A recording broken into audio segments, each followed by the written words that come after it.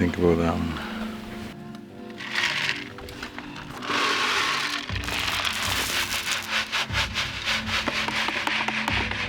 This small team of archaeologists has spent the last 5 years mapping and digging its way across the Discovery Islands of the eastern coast of Vancouver Island in British Columbia, Canada. They're looking for evidence of humans, the oldest sites they can find. But time is about to run out on them. These are the last days of their last field season, and each new shovelful of dirt holds the promise of answers revealed. One of the main charges of this particular project is to look at the very early evidence for people in this part of the coast. And we still don't really know how people were adapted to the very early environment here, how they made their way. This project is aimed at understanding how the environment has changed over the last 16,000 years when the glaciers would have receded from this area.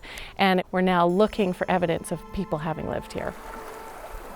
We're most particularly interested in the really early period when people were first adapting to this landscape after the ice came off of it. And what was it like here? What was the vegetation? What food was there to eat? What were people, what were they doing here? There hasn't been a lot of archaeology done in our area, so this is like really opening the door to what is here.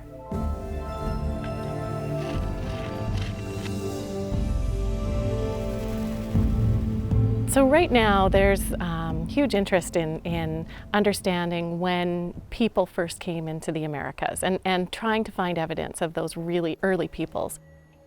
For decades, archaeologists believe that people first walked into North America when Ice Age glaciers retreated slightly, opening up an inland route between 12 and 13,000 years ago.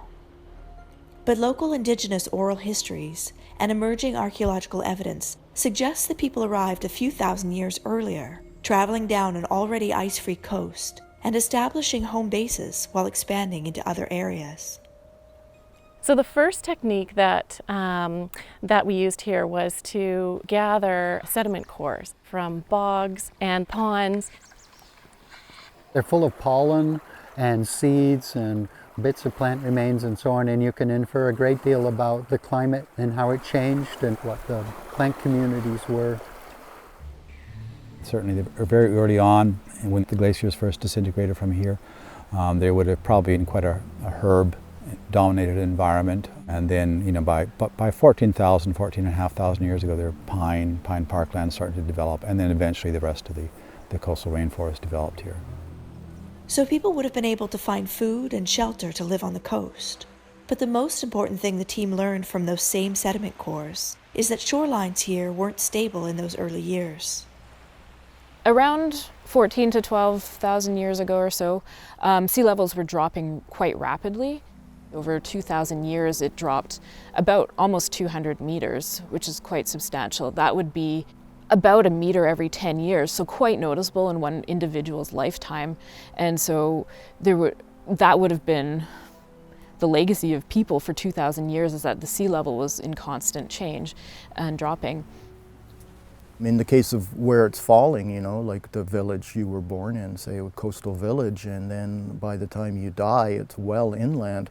But also that would mean the village your parents lived in is another 10 or 15 meters uphill, and your grandparents. And of course, on a lumpy island like Quadra, as it's falling, islands are joining together and spits form, and then spits get stranded, and lakes, former inlets turn into fresh water, and there's just a substantial amount of ecological change.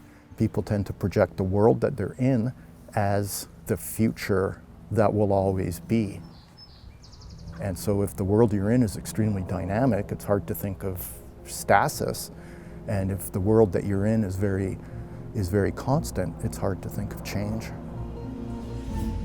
The team used the cores to map these shifting shorelines and combine that information with another technique called light detection and ranging, or LiDAR for short. flown from the plains. Essentially what it does is it sends laser pulses down to the ground and is reflected back to the plain. And what this does is it allows us to strip off the vegetation from the landscape. When you just see that, what's called bare earth image, you can really get a good sense for where people would have been moving around the landscape. And we can look at where the shoreline would have been and identify those really attractive features where people may have been. We're able to import that information into our iPads, which we then take into the field, and we can essentially walk right to that point of interest and just begin our testing right away. And that has been such a gift, really. Otherwise, it's a bit like looking for a needle in a haystack, because the vegetation can be so thick in places. With the recreated map in hand, the team went to work to see if they could find evidence of anyone having lived on these early shorelines. Typically what we do some little shovel tests at exactly 50 centimeters square, sort of the small form of an excavation, and it gives us a first indication of what might show up here. In some cases, if we find things, we're opening up into a larger excavation unit, often 1 meter by 1 meter. I'd say we've been really successful over the last 5 years. We've really been able to pinpoint very high potential locations, and we have found dozens of sites. So what we're looking for and we're finding are stone tools. Sites usually at this antiquity here tend not to preserve things like bone or wood. So we don't see the animal bones, the fish bones, and the plants that they're using very clearly. But we do see a lot of stone tool technology that is quite interesting and perhaps explains a lot about how people used that part of their adaptation up and down the coast early on. Between the sediment cores, the LiDAR maps, and the excavations, the team is starting to build a picture of what life was like here on the coast of British Columbia more than 10,000 years ago.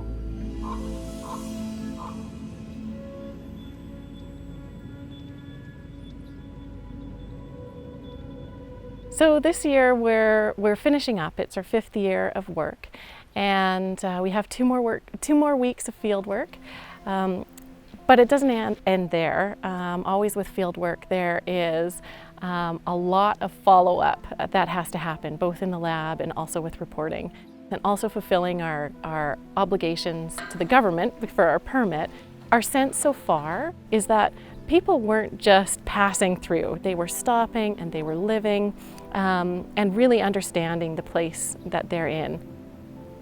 It's clear from more of a coast-wide look that these are, people ancestral to BC First Nations. They would undoubtedly be using marine resources. This would have been not just an island, but Quadra would have been many islands back then, so they must have had boats.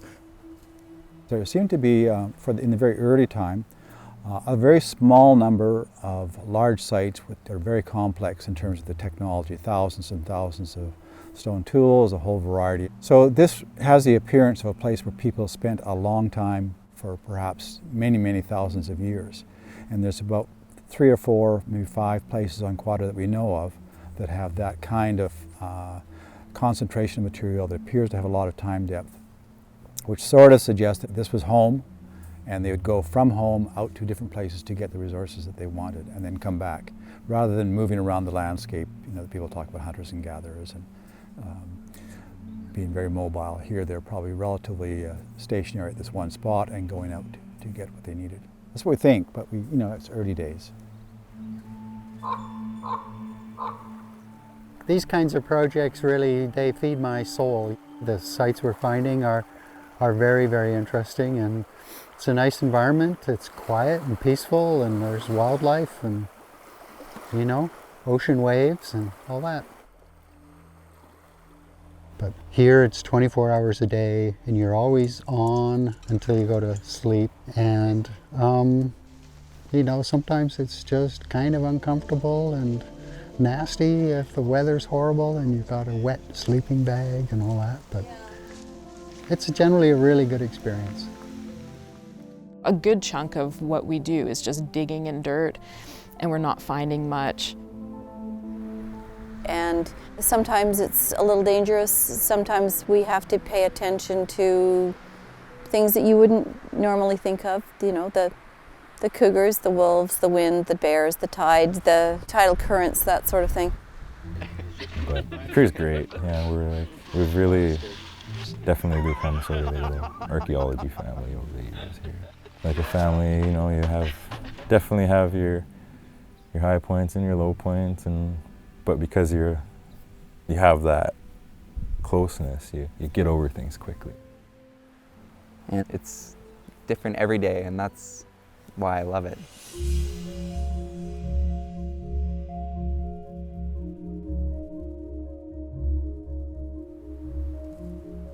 We're looking at people adapting to a very rapid change in climate and sea level, which is something we're starting to see happening, you know, in our world now. Different parameters, but I think it's, you know, pretty important to understand, you know, where we come from, the history of the people that lived here for the past 14 or 15,000 years. The fact that they were here, they were attuned to the land, and they were living very well here a long, long time ago, and through the next 15,000 years. For me, it's hugely important because it's directly tied to my cultural history, and I'm getting to walk on the ground that my ancestors were on, and also getting to learn more about our history in a different context than what I've learned in my community, you know, from the elders and everyone else. And it's pretty cool as a First Nations person too, because it really makes you feel tied to the land, gives you more of a sense of where you're from. With their last days in the field upon them, the team takes advantage of every minute. They will soon pack up and leave the field for the lab, where they will continue to tease out answers from the artifacts and the sediment cores they brought back with them over the last 5 years, revealing even more about some of the earliest peoples to live in the Americas.